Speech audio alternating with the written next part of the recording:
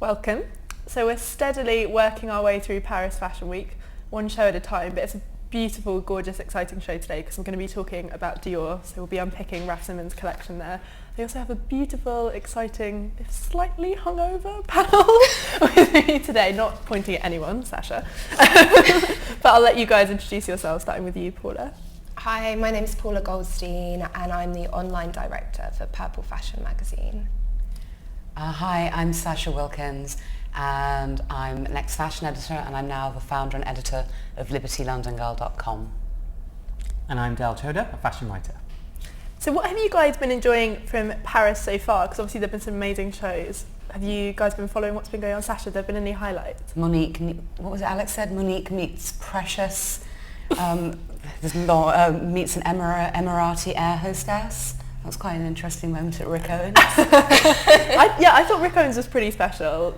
Unusual? That's the first time I've seen a pot belly on a runway in But Paris. I think that's great. It was kind of amazing, but I don't know if it was slightly distracting from the clothes in terms of I don't remember the collection per se. I remember the human caterpillar. I think what I really enjoy about the post a show like Rick Owens is actually what it throws into light is that we're so used to having to comment straight away.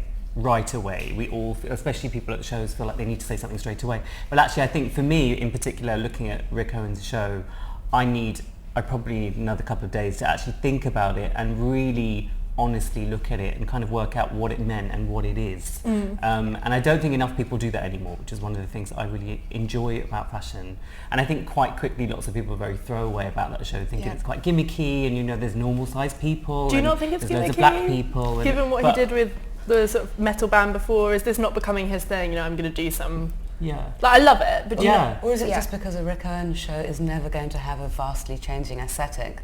Therefore, he's going to give you something to look at because otherwise you'd be like, look, it's a Rick show. I'd rather all the designers that don't have a changing aesthetic did that. That would be awesome. For me, I mean, that show, if it happened in London, no one would talk about it. The fact that it's an American in Paris doing that show, I mean, that looked like it could have been a fashion-y show. It could have been mad, like that sort of stuff. That really lazy, for me, that very lazy, let's get some urban black people to do a performance so that everyone can look at them, because it is a real display. I thought that actually, I feel like I've seen that a million times. Did you find it at a man patronising? show. That's the bit that I need to think about, because I'm not really sure, because everyone that's commented on it so far has been a sort of, I hate kind of mentioning skin tones, but it's been a Caucasian fashion editor. So actually, Robin Given, I want to know what she thinks. Pulitzer Prize winner, African American. Hopefully she's going to kind of throw another light on it. She might just be like, wasn't that fantastic and celebratory? But for me, I still haven't worked it out. I think we're very quick to just kind of go, wasn't that great because it was different? But actually, is it good different? Is it kind of opening up a conversation, or next season are we just going to go back to the serene stream of what we normally see? Fashion fetishizes the different, doesn't it? That's always... Yeah. What else has stood out other than Rick Owens? What were your guys' thoughts on Balenciaga? I asked this because I want to speak a little bit about heritage houses. I actually think that Alexander Wang came into his own this season a bit more with Balenciaga, like pulling back from the archive, and I think it made much more sense for me, him being the designer there this season. Because I think last season I did struggle to kind of come to terms with him being there and how he was going to evolve and how he was going to mature into it, and I think this season it started to come together and make more sense and be a bit point of view. I've always thought he was a bit of the emperor's new clothes with his collections in New York. When I was on the Wall Street Journal in 2008, I'd go to his shows and just think, well, I've kind of seen this in England before. He's only standing out because he's showing in New York. And I just used to find his collections quite boring. I didn't really see why they were on a runway. I've never thought he was that interesting a designer. And then I looked at Balenciaga yesterday, and I know people don't have to be fashion designers, but it actually looked like he had craft. For the first time I think I've ever thought that about him. That's interesting. But maybe it's also because he's got an entire house of extraordinary talented craftspeople. So. What was your take, Dal? You're nodding. I didn't. Well, yeah. I mean, Balenciaga didn't interest me as a show at all, especially from those first looks that came out. Those super cut-out sort of skirts where when a woman puts her hands by the side, well, she can't put her hands by the side of her. She has to kind of hover like this.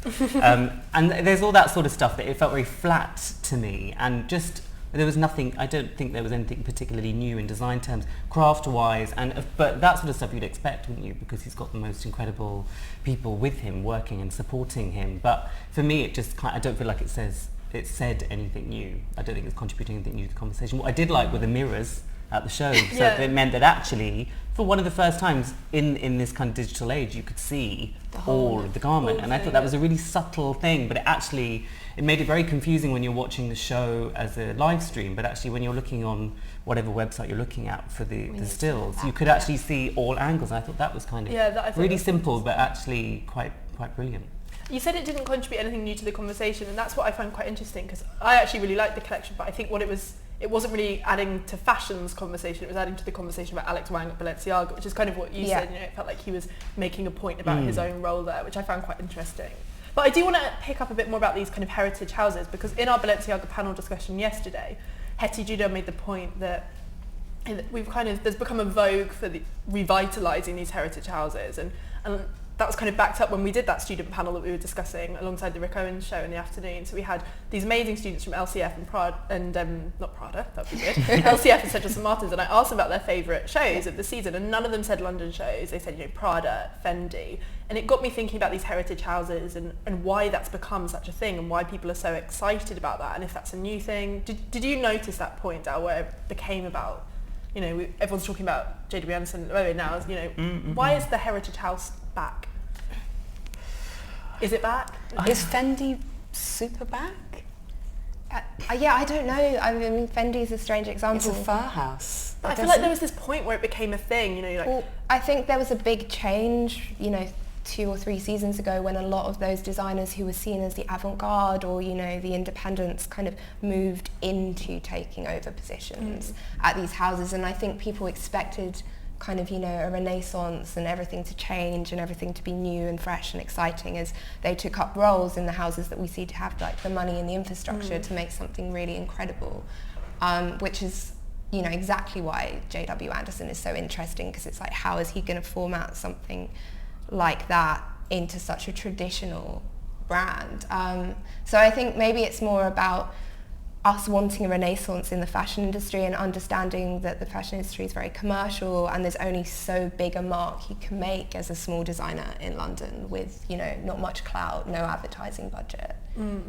I wonder whether students are so excited about the big heritage houses because people just look more obsessed about money these days. That everything's so open. We're sitting here talking in a live stream, social media, everyone knows what the reality of being a young designer is.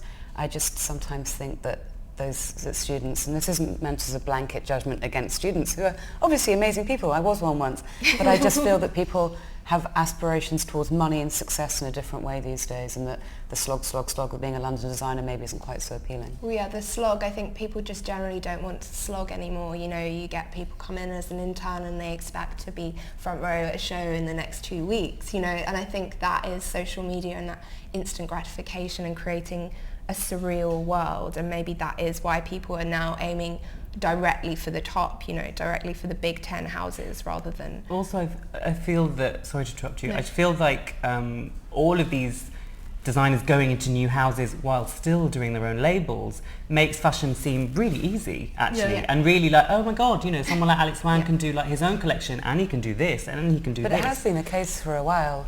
I mean, Julian MacDonald, not necessarily the world's greatest example of a cutting-edge fashion designer, but he did do Givenchy at St. Thomas House, McQueen, Stella. I mean, they've all done it. Yeah, they did, but at different times. And you could argue that Julian probably wasn't that successful, which is why he didn't do it for very long. No, but I mean, the same way that LVMH have invested in JW Anderson's own label, as well as him going to Loewe, with those houses, it's what they do with PPR. They buy into the designer's label. It's the package.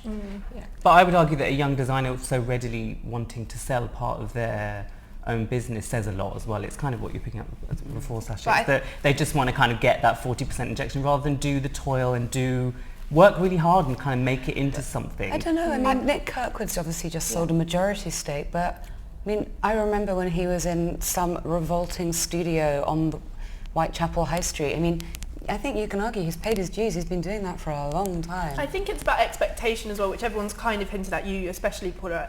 It's this thing of, yes, I think Nicholas Kirkwood is definitely sort of toiled and grafted, but there is this, I think if for design students now, I'd question whether they see that as a path. You know, I think for a while it was you wanted to set up on your own. That was kind of the ultimate aim, to have your own label. I wonder now if the ultimate aim is to be able to set up on your own, get a big cash injection, and then go to a big house, if that's kind of seen as like But making... Colin McDowell always talks about how that's the London way, that London fashion students are nurtured to set up their own houses, but students in America, for example, it's always suggested they go and work for bigger companies. There's a difference in the way that fashion students are educated. I think also because it's easier for, and I think it's a great thing about London, is for a young designer to be able to scrape together enough money to show on their own here, and that's why they go that route, because it's actually easier to go for the prize rather than having more money here to help them. Exactly, and there's a lot more support, and the British Fashion Council does a lot, and in New York it's very, very hard. You have to have a hell of a lot of money to like show on schedule, and I think of course there you kind of build yourself up, and then maybe scrape together enough, whereas in London it's like, why wait? And you can't do it in Paris. No. At the risk of a hideous name drop, I had a conversation with Anna Winter about this, and she asked me if I could name some young designers in Paris, and I came up with, well, it was on aura tu veux, but they're more couture, and I kind of got stuck, and she went, that's probably the right answer because I can't really think of any either. And it's true, because that's not how their system works either. And it's not easy to get on schedule. Even I was talking to Mayat, which, you know, they're great, and they're kind of, you know, they have got money behind them in the terms of the way they were set up as a structure, but they said it really was a big push to become anything on schedule in Paris, because you have to pay your dues somewhere else, and I think London is the city where it's seen as you have to build yourself up in London, and then you're allowed to move on to the other fashion weeks. But I feel like London there's that excitement, that rawness, that lack of money, that lack of cash has created some of the best designers that fashion has ever known, and I worry that looking forward over the next 5-6, if this culture of like cash injections from huge companies carries on, the students that you spoke to yesterday obviously thinking big brands rather than young independents, that culture is quite damaging, because it means that London just then becomes potentially, not aesthetically, but in the way that it thinks, like Milan and New York. Well, it becomes like your time showing on your own is almost an extension of your time at college. You know, you're doing it to get somewhere, and you're not just doing it. I think that's going to be, I agree, that's kind of a troubling thing to think. You know, Simone Rocha, she's not great until she gets that injection. It's almost, it makes people on their own. I think that's how they feel as well, some of the young designers. You know, it's so hard every season. I know, like, even with Jonathan Anderson, how hard he's worked to finance his show every season, and, you know, like, really fight for that brand and fight for the fact he believed in it, and I think in a way it's also a relief, because people have to do so much now, and there's and there's crews, and you have to have a social media team, and you should have this and you should have that, and that's the only way you're seen as a substantial designer. I think that when someone comes along and offers them, like, not an easy way to do it, but, you know, that help, they're so grateful, they just grasp onto it really quickly, you know, because... And I think, you know, Jonathan, I think, is at the point where it makes sense for him in his career, but I'm sure that there's some designers who are maybe smaller and less established that would also, if they were offered it, of course you'd take it. You know, it's the same as if someone was like, suddenly I can make all your dreams come true. It's, I don't know. In fact, my eye is being caught by this amazing tropical flowers. Aren't they extraordinary, the mise en scène? What do we think about Raf's appointment at Dior? Obviously now we've had a bit of time to see his vision, to sort of get to grips with it. He likes a flower, doesn't he? He does like a flower. This tumbling wisteria. Sasha, you were saying that you went to the showroom and you did a re-see and you saw some of his work up close. Tell me a little bit about it. It was ravishing, and it's always such a privilege. It's the absolute best bit of my job, I think, is, you know, I still get a pinch me moment. I never take any of it for granted. To, you know, to be asked to go to Dior to do an appointment and to actually literally be able to get on your hands and knees and stick your head up inside a skirt. I mean, granted, I do think I'm a bit odd when I do that. I don't understand why you wouldn't want... still wearing it. I do draw the line at looking at people's knickers in public. But you know, why wouldn't you do that? Because you want to see the construction, and the construction is extraordinary.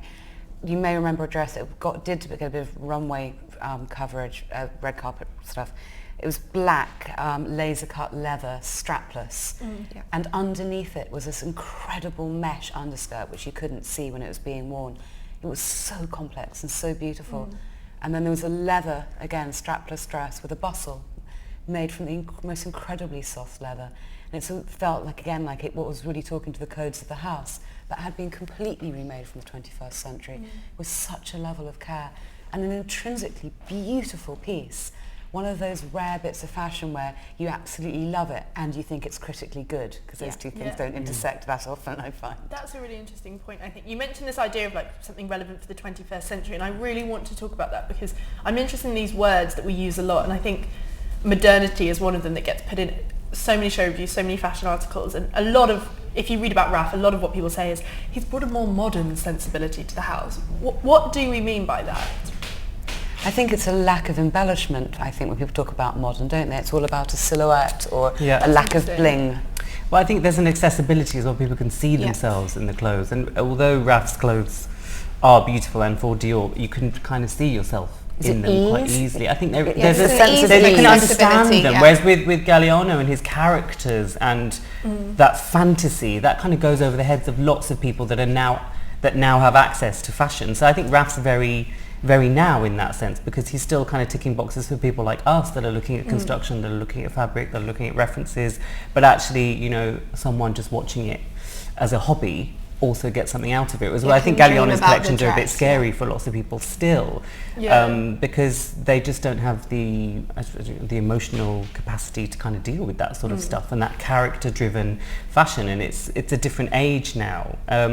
I always think, I've done it myself just now, but I think it's unfair to bring Galliano into the conversation with this because it is it's a different time. But for me, you know, Dior was Galliano's stuff. And actually, interestingly, when you Google Christian Dior, most of the stuff that comes up on Google Images is actually John's stuff rather than Raf's. But obviously, that's over a period of time. Yes. I'm really interested in that. Sorry to jump in, but like I find this endlessly fascinating when we're talking about designers at houses with a long heritage and the archive and how they use it. Because you said it's unfair to bring John into the conversation, but why? Because he was there for such a significant. Now the archive. Like Christian Dior wasn't there for very long. Galliano was there for a very long time. That is a part of the archive. So I think it's unfair because aesthetically, when he was working, we were just fashion was in a really different place. So. Compare and contrast is tricky. Yeah, I don't know whether collections like that would even work today if anyone did them really beautifully in the way that they were presented. But the codes he brought to the house, whether it's a bias cut dress, do you not think that's as legitimate as the code of a bar jacket? Because to me that feels like that's as much Dior as a bar jacket. Or a Marc Bohan dress. Yeah, I think they're all part of the house's heritage. They're all in the archive for someone to take inspiration from. But I think Raf has very much gone back to the codes of Dior himself. I think he's kind of hopped over the designers in the middle. Really has. Yeah, he really has. It's cleaner now. Because he's a cleaner, and I think, you know, Christian himself was quite clean in his shapes, and I think that's the houndstooth. You know, that's such a house code, isn't it? Yeah. I want to ask a little bit about the state of women's wear, given that, you know, some of the biggest houses, so Dior and Saint Laurent, have appointed designers who are sort of at their core menswear designers. And we were talking a lot about Jonathan Anderson, which is again perhaps the designer who has the biggest buzz in London at the moment, perhaps other than Christopher Kane, who again is a menswear designer. What does that say about the state of women's wear, or maybe the state of menswear?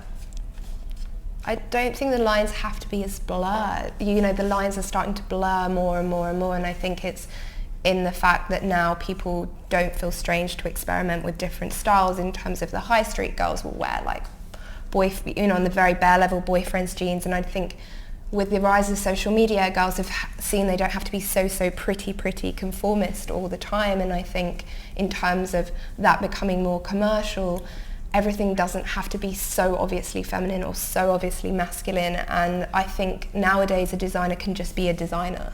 And they can have a good eye for line and a good eye for cut, and obviously it takes some kind of difference in thought to design for a woman and a man in terms of body shape, but otherwise I don't think they have to have a fundamentally different core in terms of personality. I looked at Joe Anderson's collection for spring summer this season, and I didn't like it, and I know I'm in a minority, but I don't think he likes women very much. I don't think he likes the female body, and I don't think he designs for it very well. I thought that collection was a very anti-women collection, and I found it quite disturbing in that way. And do you think that's come out of him being a menswear designer? I don't know. I think it's probably come out of him.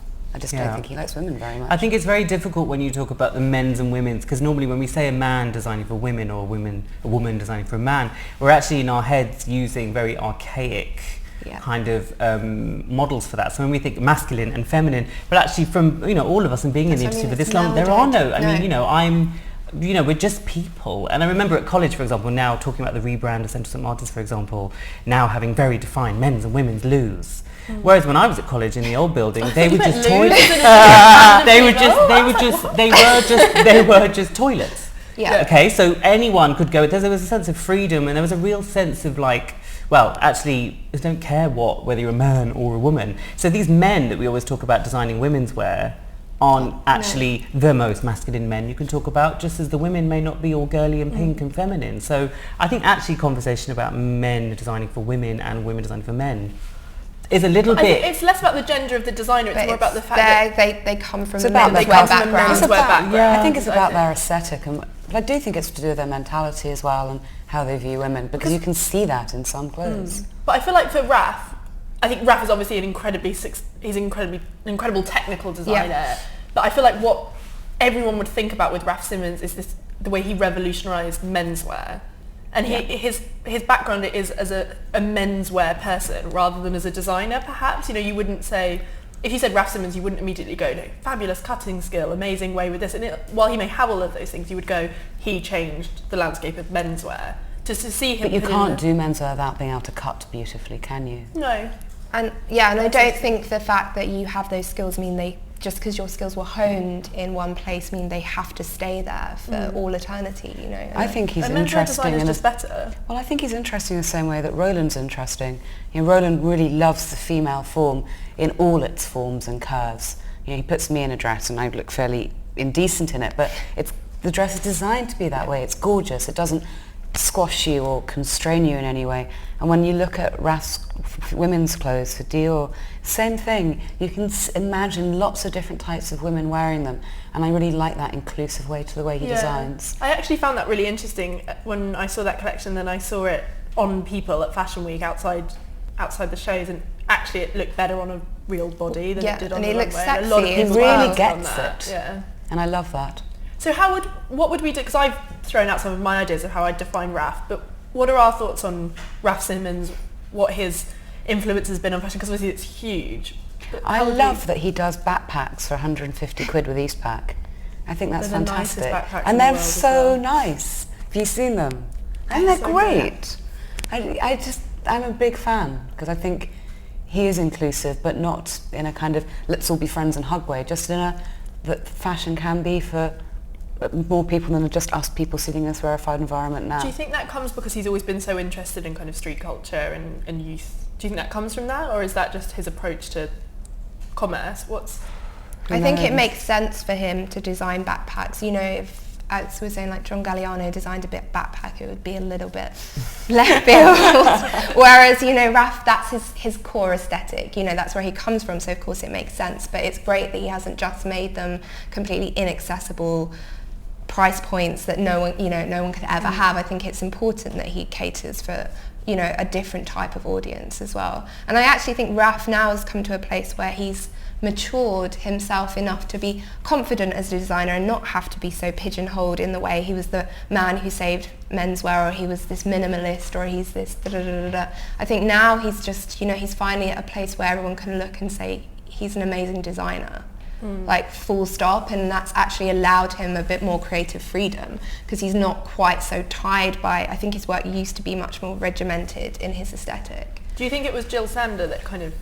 I mean, hers is a very precise aesthetic. I mean, Jill Sander, I think, got rid of her archive because she didn't want to have anything else, impacting the season or as a reference, or it was a very, very precise way to design. So I guess maybe, he was tied to that, and I feel like with Dior, he's kind of showing a bit more flourish and a bit more fun.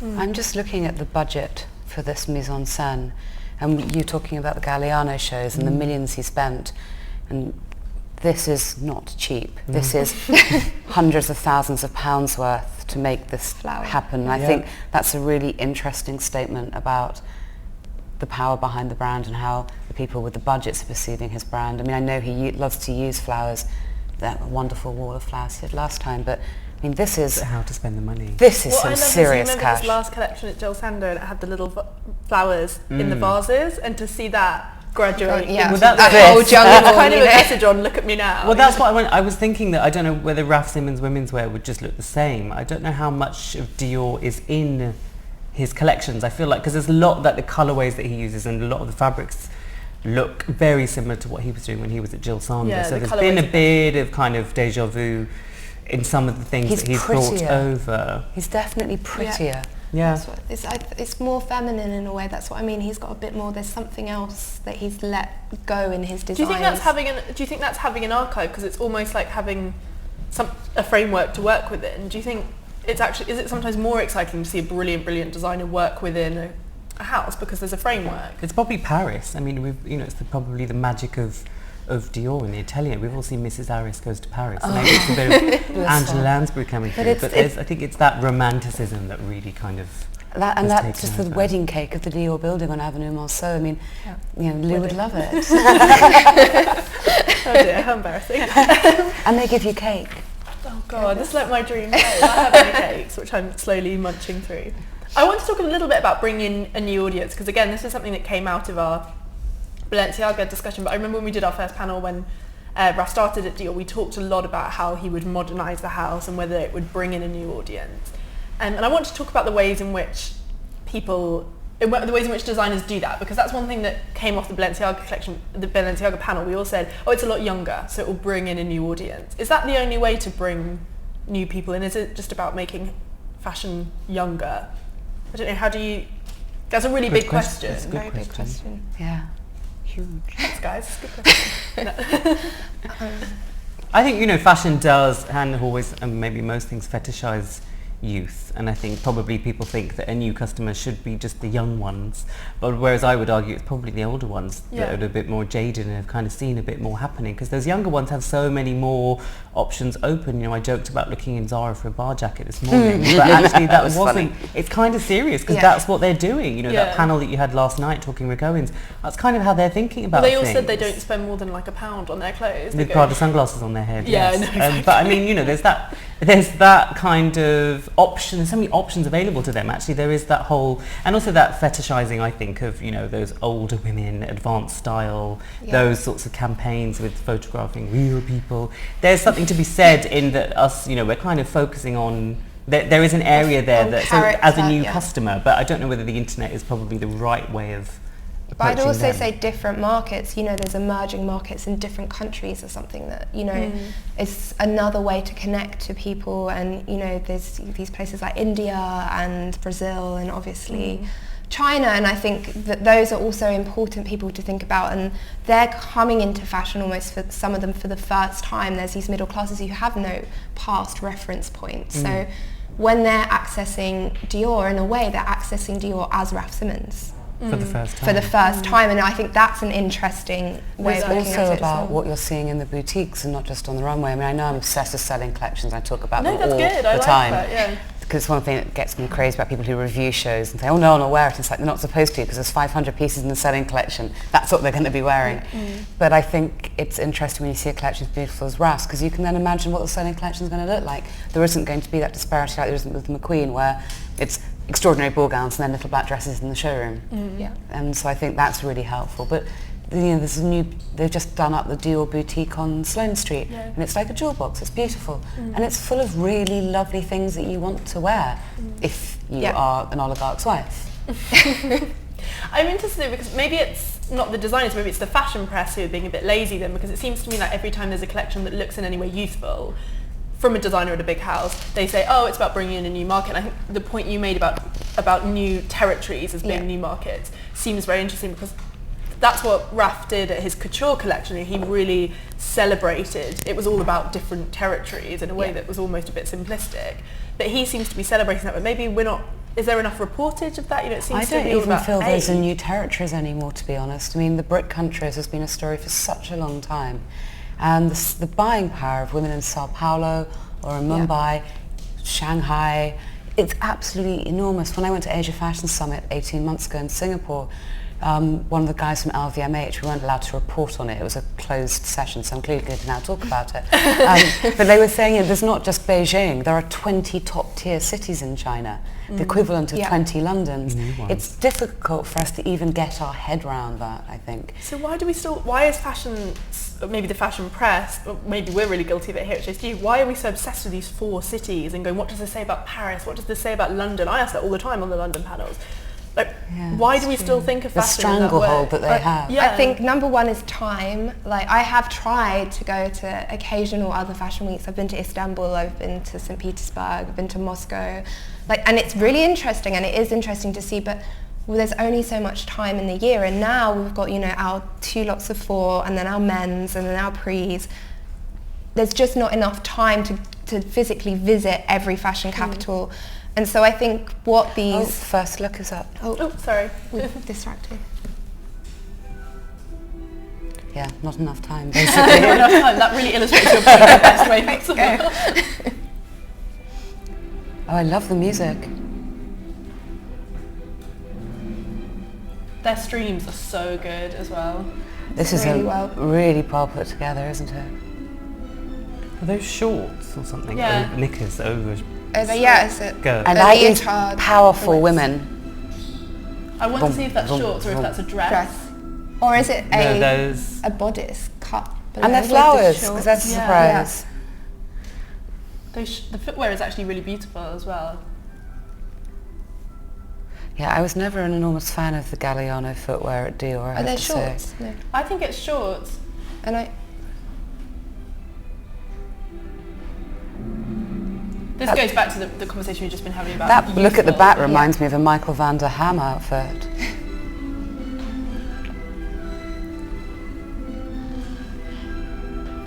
It's very laid back, isn't it? Yeah. This feels incredibly new to me, this floatiness. I feel like we've lost floatiness for a while. You see what I mean about Michael van der Ham and that kind of patchwork of textures? And Prabal actually in New York do a lot of layering with floaty fabric. I think there's been a lot of layering. Is that an England shirt? I think the beauty people will be very... That's amazing. The beauty people will be very happy. I had that top when I was like 13, growing up in Luton and running around. It's quite a complicated beauty look. Because I'm thinking of Dior, the money is in the licensing, isn't it? But we had the crystal lips, I love that. Something. All these cutouts, isn't there? Yeah. It's interesting having seen the cutouts and the floral collection at Christopher Kane. We've seen cutouts and florals again here.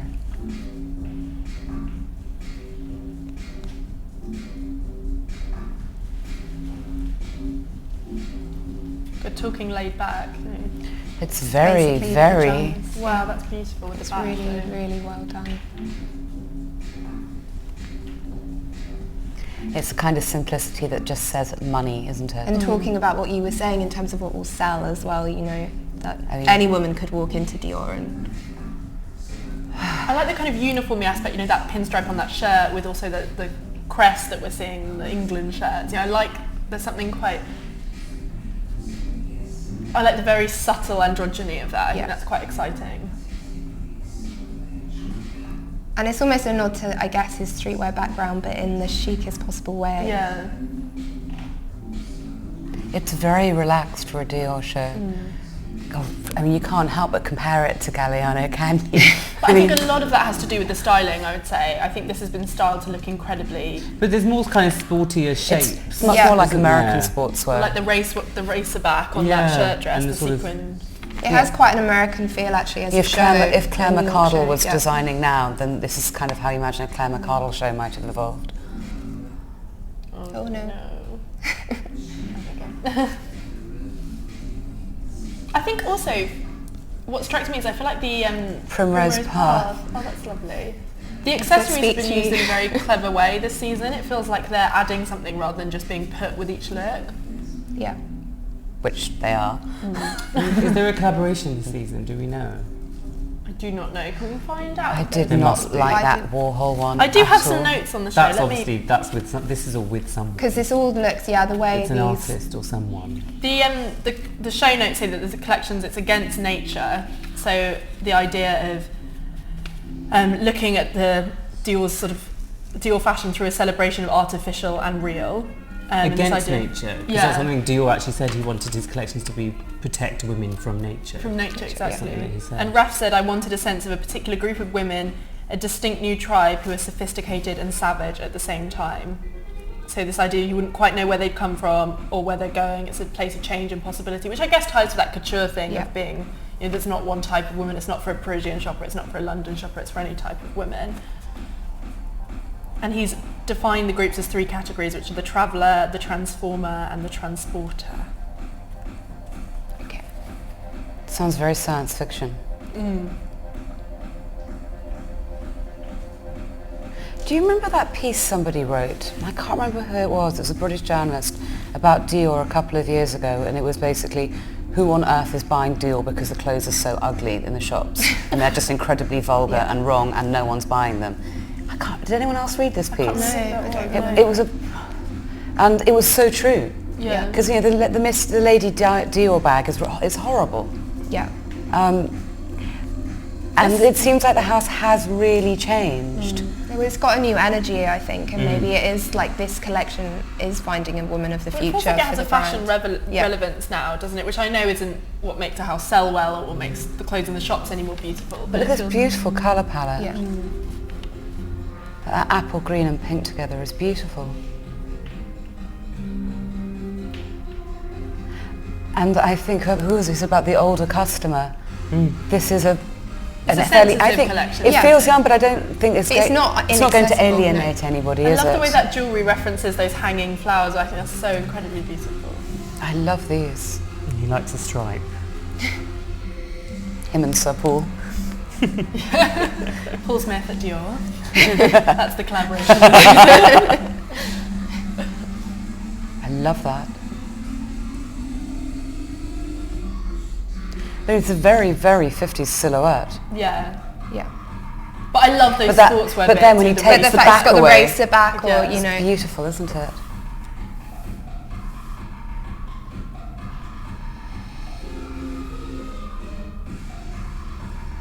It's also, we haven't mentioned this, is really great casting, I think. The girls look incredibly strong. Yeah. And the one great thing about the whole new global fashion culture is we now have a much more homogenous representation of women on the catwalk. I think it's still pretty poor, though. But compared to what it used to be, it's a huge change. I think this season brands have actually had to actively make an effort, to try and represent, because people are really picking up on how bad it has been. Got better. I remember trying to cast a black girl for a story at Condé Nast Traveler around 1998, and there were 2 girls available in London. 2. So many things they're not brilliant, but they're definitely a lot better. Would you agree with that, Dal? Yeah, I mean, I think there's so much more pressure for people to kind of tick those boxes now, which is my comment about the Rick Owens show. I feel like it might be too much, a big tick that's gone through the paper. I was looking at demographics the other day, so I was interested in this, and in the UK 85% is Caucasian, and so it's interesting when people then talk about, if you actually then balanced out and did it exactly according to British census demographics, the representation is probably accurate. But because we live in London with its 66 different languages, it still feels wrong. Yeah. But I think it's also it's not about London, is it? It's about the world, in London. But when we sit here and look at it. Yeah, no, I completely agree. That's what the confusion is. I think that's what I was trying to hint at before, how we see it in a London context when actually Mary sells best in the Middle East. It's very... Yeah. I love that bar jacket with that incredible floral detail at the back. That's so... Because from the beautiful. front, that could have been That his first is photo. beautiful. Yeah. It's very confident, this collection, isn't it? He's sending out things that seem so simple, and they're actually incredibly sophisticated there's close a real up. quiet opulence to it. It's not shouty, but there's a lot. But that's what I mean. I feel like he doesn't feel like he has to. It looks a lot more day wear as well. There were 3 or 4 kind of quite full-on evening looks, but the rest of it seemed pretty much... There's no swooshy ball gown action yet, is there? Unless it's suddenly going to appear. No, I think that's it. I think that's it. There I think there was those sequins in the Alex gowns. Fieri, look how cute. Look at him. Something. Look at Alex. Wave at the camera. Sorry, Sorry, that was It's really Lisa Armstrong. This is clearly the British press because there's Lisa Armstrong. Oh. What's that? Flowers are falling down. God, imagine. Newsflash. However much you paid, it was too Model much. attacked by wisteria. Yeah, we're better than protesters. Oh yeah, because the She loves femen that. girls. That would be a great headline play on Wisteria, Hysteria. Ah, The journalist in God. me comes out. You better tweet the Sun, Lou. Fantastic, honey. I'm excited to see it all again. Yeah. Oh wow. Did we just miss those? No. No, this is he's done a hang Dolce on. and flipped Yeah. everything for the. Now there's more. So maybe this is the evening section. Okay, yeah, that's slightly confusing. People are clapping though, but this But we haven't seen We this. haven't seen this, have we? No. Unless No, we all no, fell no. asleep. We didn't see this. You know why? Because I guess because we're just watching one. No, that's odd. No, I think no, some we designers haven't do seen do it. that though when they They flip push- it all. Like yeah. Dolce always do that, you know, with the red.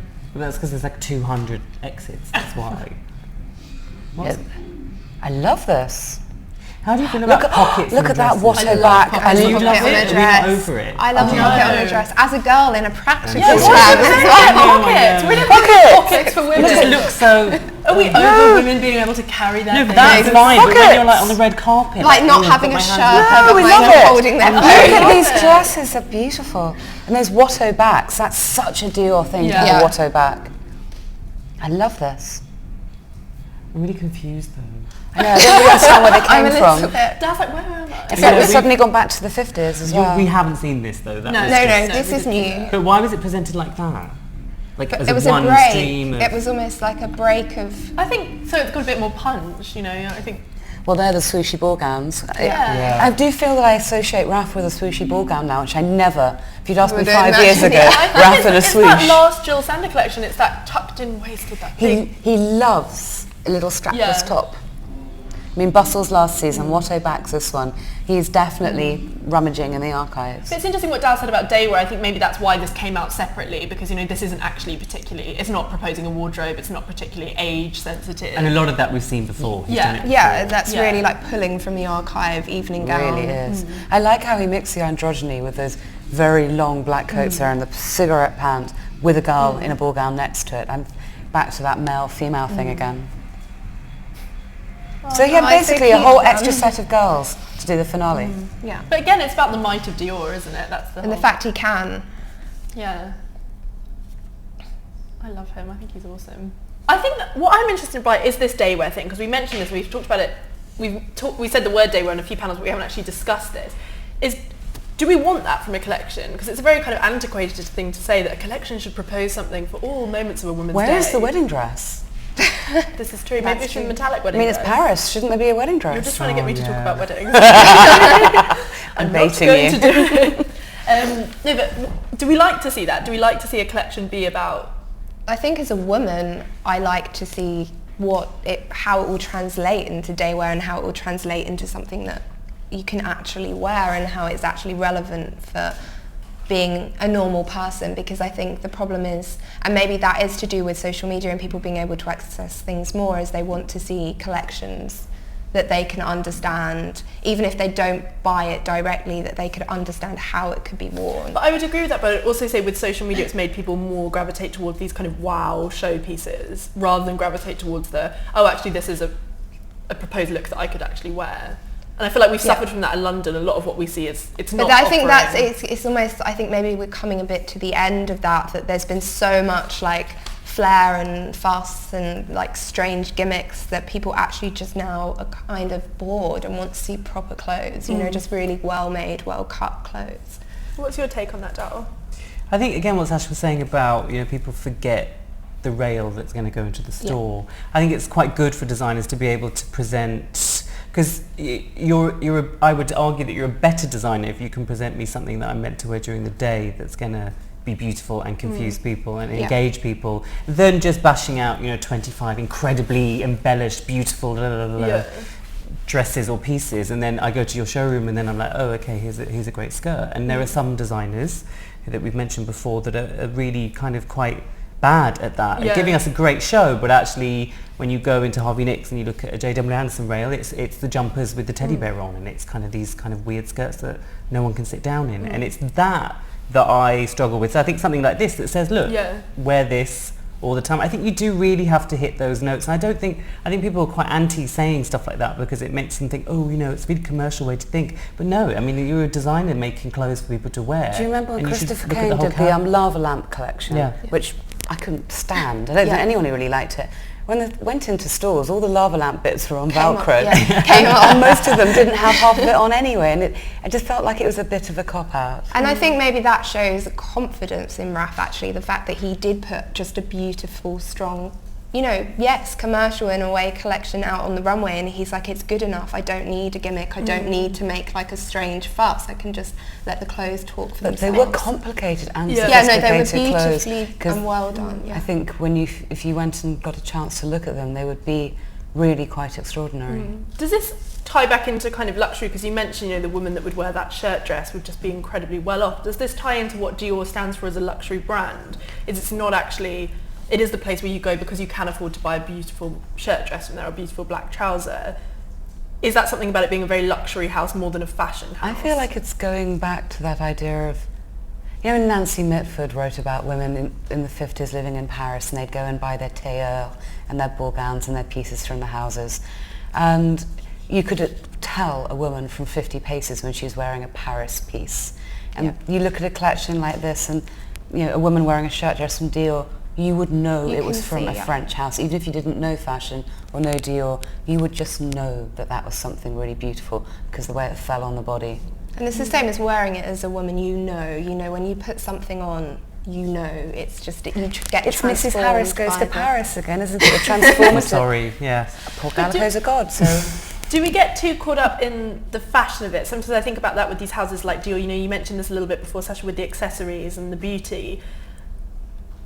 Sometimes it makes me sad when we talk about Galliano and we talk about Raf even, because, you know, as much as their creative output is perhaps the most interesting we've seen at a house, they're not necessarily the ones that actually sell best when they're in their tenure. And no, but I think now more than ever with the Met and things like that, what I've often thought about Raf's collections is how much of this do I want to see in a museum setting? And with Galliano's, I want to see every single thing he's ever done in that setting. Whereas with Raf, I don't know whether I want to see a lot of what he's done thus far in that setting. So I think I don't know whether designers are thinking about this or whether it's the way we're thinking about it, but I think that whole archive, the museum show, the big thing, is also something people are thinking about. You know, there's a live expo that just opened in Paris. You know, this idea of clothes being presented in rooms, not on bodies, I think is something that lots of houses, particularly ones like Dior, those huge ones, will be thinking about. So does It's that a make the tricky clothes a part of balancing their act, though, isn't brand? it? Because Is that not- clothes are supposed to be functional. Yeah. They're not supposed to be designed for a mannequin in a darkened room in the spotlight. And this is ready to wear, you know, it's not couture, you know, it's a different couture. I think, you know, that's, for me, the way it should differentiate is that couture should go to the museum eventually, and ready to wear should be ready to wear. Even if it's not the most obvious way of ready to wear, it should be wearable in And some also, semblance. Galliano's selling collections weren't particularly lovely. I think, again, it's, you know, the elephant in the room. They didn't sell hugely. You know, Bill Gatton was more commercially successful than Raf or John, because he made clothes that people wanted to wear. I am endlessly fascinated with this idea of like clothes for the museum or clothes for the exhibition. But also with this big change, we talk a lot about the customers that have just been invited into Dior. But what about the ones that have all gone and have been snubbed and actually don't feel like this represents them anymore? I think there are some, I mean, if you've bought Dior faithfully, even if you're not buying into John's collection or Bill's or whatever, I think there's probably a lot. Because for me, what Raf's done in a weird sort of way is reduce Dior to fashion. Because you asked earlier, is it fashion or... But what were you faithfully buying if you were faithfully buying Dior over the last 15 years? Because I'm sort of struggling to even define in my head what that would have been. But I don't necessarily mean as a buyer, I mean as a vision, as a message, as a creative person contributing to culture and the way we look at things. I think Raf's thinking about filthy retail. Well, that side of things, of course, you can't argue the differences. But I think in terms of a message and a real punctuating statement, I don't think Raf really, for me, has one. It's just a stream of a line of pictures of beautiful clothes from Paris. So you said before he's reduced it to fashion. I found that very interesting. Tell me a bit more about what you mean. Because these are beautiful things, we've seen them, and as Sasha's pointing out with the retail aspect, is I want to see these on real women that I know in my real life. I don't want to see them again as pictures on a runway. Whereas with there are other designers, there's more theatrical designers. So it's less of a show, you mean? I know we don't live in that time anymore, and it's probably a bit archaic of me to keep mentioning it, but I feel like it's reduced it to a thumbnail of a beautiful garment that's been presented in a beautiful city with a beautiful setting. That's about the styling as much as anything else, though, isn't it? We were talking before, the Stephen Jones swan hats on the Giles dress. That's when it becomes a spectacle rather than a show. And isn't it the case that we talk a lot on these panels about whether the shows are actually still there as a trade show, whether they're as a branding exercise, but I think it's very hard to argue that for a big brand, when they stream in such a competent, beautiful, technical way as that, this is a branding exercise. So it's why they have to have all the flowers there. Exactly. Because it has to be something other than birds in frocks on runway. Because if you look at Dior, if you look at Burberry, it is, those clothes don't just serve a focus as clothes for a wearer, they serve a focus as clothes to put out a statement about Dior and to... Well, it's perpetuating the top of the brand message for everyone else to go out for and the buy girl the that perfume, just buys the lipstick. So what does this say about Dior's brand message rather than its fashion message?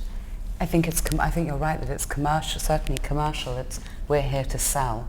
And we do great bags. Even if you don't like the Lady Dior, we're still doing it. And that thing I was saying about the makeup, that was a very strong beauty look, which beauty journalists will love because there's nothing they hate more than a naked look. Or we're going natural this season.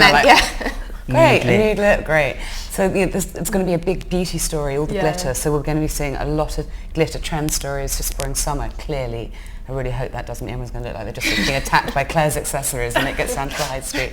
But, hopefully that will then shift, a lot more licensed beauty product. I find it very interesting that the stream, there was a close-up of the Lady Dior bag as it came down. The stream went straight in. It's just such a smooth operation. I thought all the bags were particularly ugly. But I wasn't a fan of a lot of the bags. Dior bags aren't my bag. But I thought that they fitted a lot better in the collection. They didn't look as...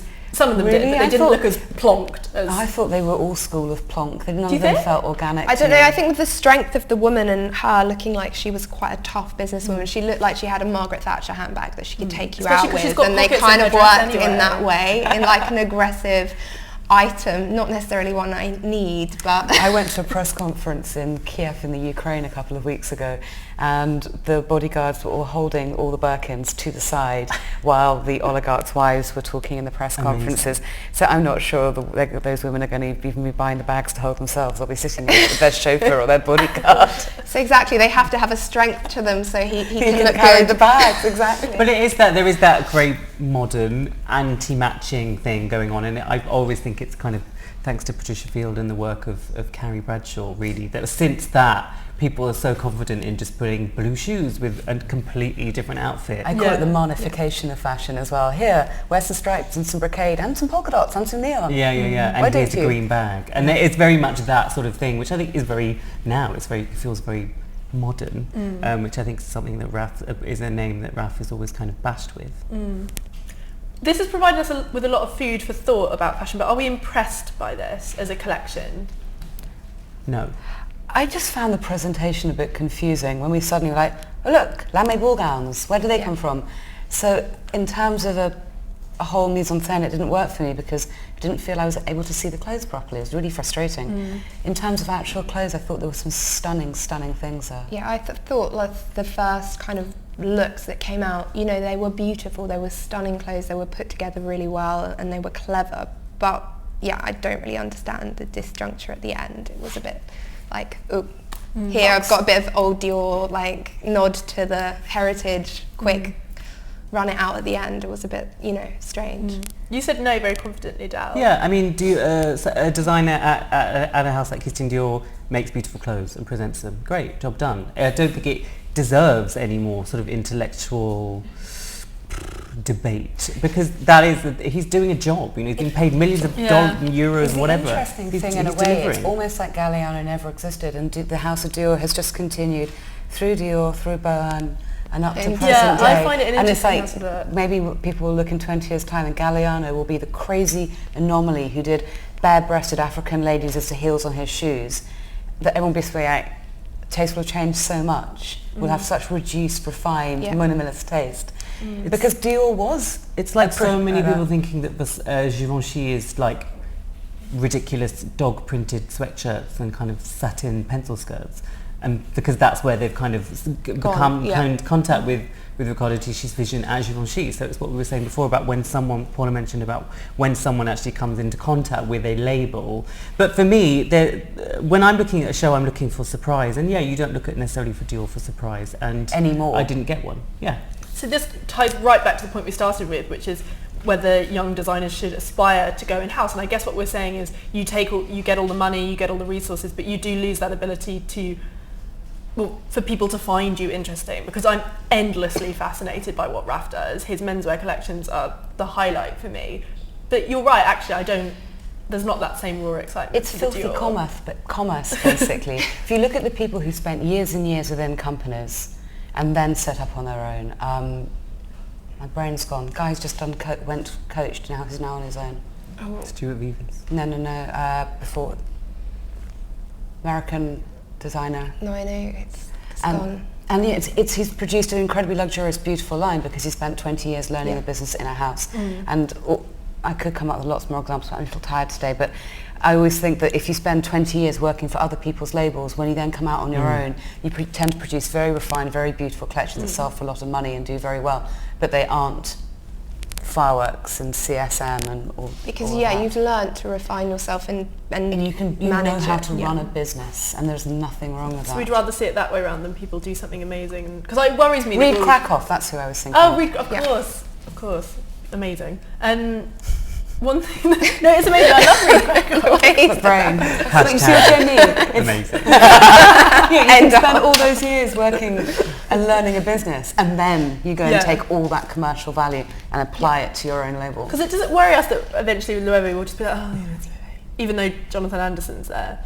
Is it that thing where it just someone stops being interesting? Because the point where, as Dow said, you don't look at Dior and expect to see anything exciting, even though it's Raf. Well, bearing in mind no one could even pronounce Loewe until about 3 years ago. We're doing pretty well. Yeah. People actually now understand. The Amazona bag was clever because Starbucks basically just gave a truckload of those bags to everyone they could think of, and suddenly everyone now knows what Loewe is. It's fairly simple. Bag. Well, everyone talks about it.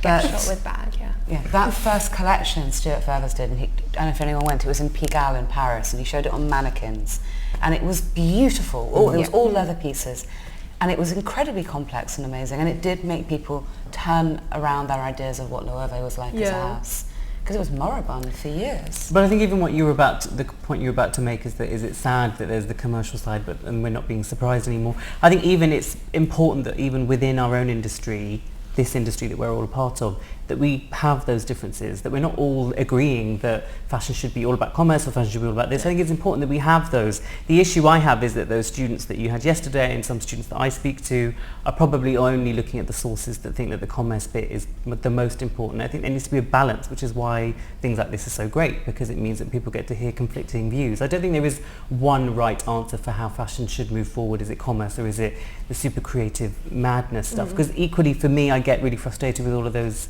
I've said it before, those kind of smaller designers that are just doing things on habit. They're on that hamster wheel. I think there's got to be a real balance. I am interested in talent, whether that's a talented designer showing in a small little rubbish space in the back end of nowhere, or someone like Raf Simons at Dior. And it's why London is always going to be so important. So I hope the students do think slightly less about working for Fendi, which just really makes me feel a bit worried, and slightly more about being something extraordinary. Whether they're an Owen Gaster who kind of was a firework that just kind of fizzled out, or whether they're the next Christopher Kane. It'd be nice that that's what they're aspiring to. And aspire to have their talent in different forums, whether it's one where it has to be more commercial or one where it can be ultra creative, and not see it as being.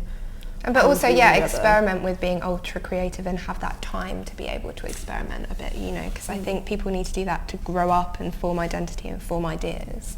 We're like the grandparents of fashion. We're like advice to the kids. Old mother time. From today's geriatric panel at the show studio. Given it's Dior, we've been quite prim and given some advice. Thank you very much. That was a lovely discussion. Thank you.